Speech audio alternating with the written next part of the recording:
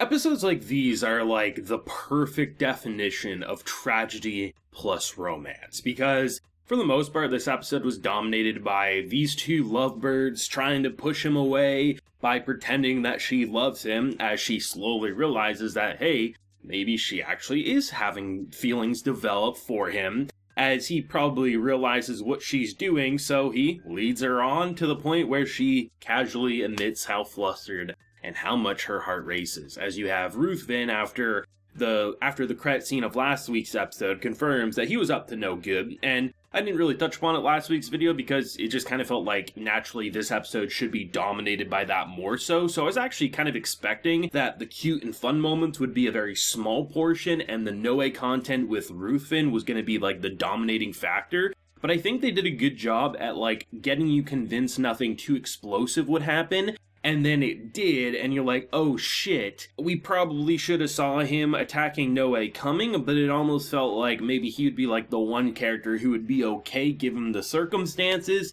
and now we have to fear for his life. Who the hell knows? As we get the confirmation that Ruthven is also the one who's stopping a lovable Jean from, spilling the beans, and is pretty much cursed and is feeling like she's losing herself. So then they drop the promise of, if that ever happens and you put young master in danger, I will kill you.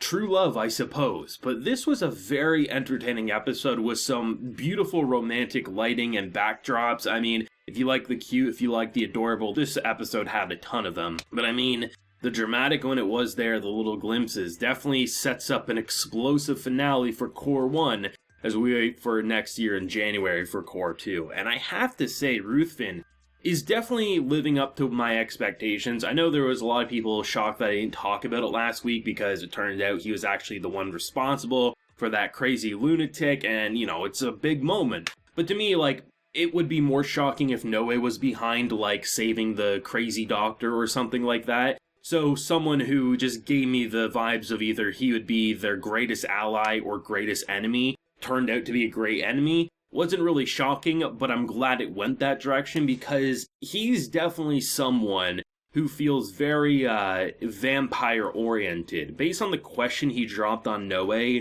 who do you serve?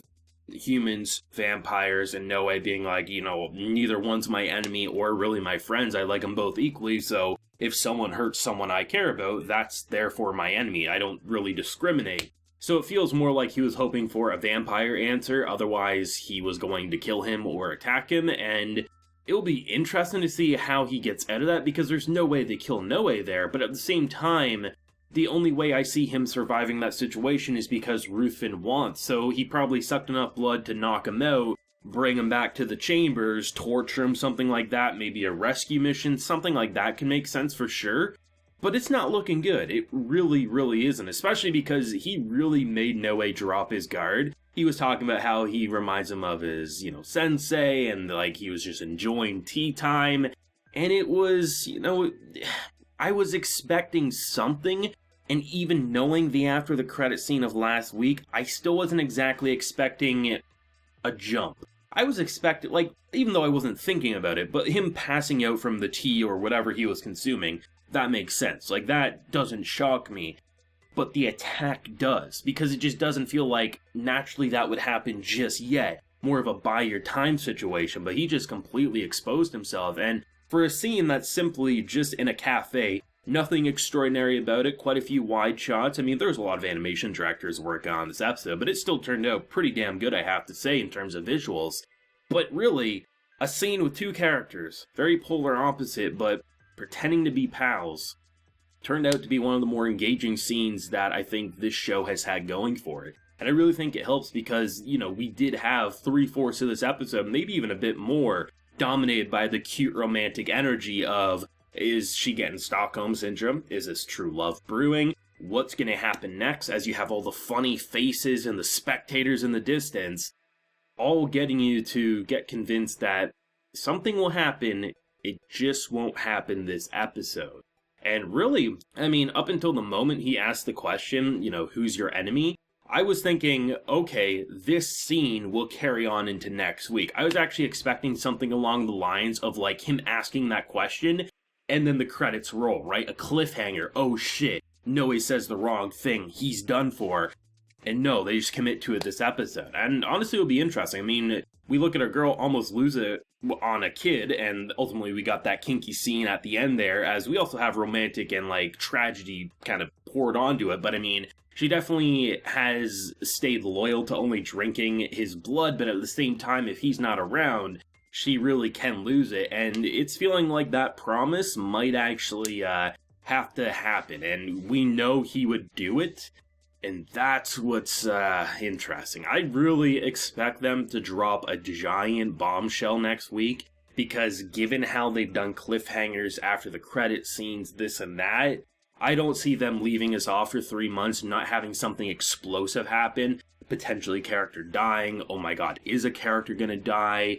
What the hell, moment revelation, something like that for sure. I mean, this show, I think, has honestly gotten progressively better. I mean, I keep seeing so many people talk shit that Bones is having so many animator directors and things like that working on episodes. They're stretching their production thin. I just look at them like, yeah, that's anime for you. Unfortunately, that's not going to really change. If anything, I'm honestly surprised for how many, ADs we have had on these episodes, how consistent it looks. Like, the worst part of the visuals can be, when they clearly hold on to a wide frame because they just didn't have the time and resources to further flesh that out. But the fact that we can have so many just gorgeous romantic scenes or dramatic scenes, and they look pretty consistent. Maybe not the absolute peak of the show, but still pretty damn solid. I mean, this was a talking episode. If they had to stretch their resources thin, I'd rather them do it here than in previous action scenes and more important scenes. And when it did get important, like the Ruthven reveals or, some of the more really well done romantic scenes, they really put their time into those. So it's yeah, I mean, it's unfortunate that the anime industry is as stretched thin as it is. There's way too much anime being made, but I mean, Studio Bones, I think, is hitting it out of the park for this adaptation. They're really bringing their A-game, I find anyway, but that's just me anyway.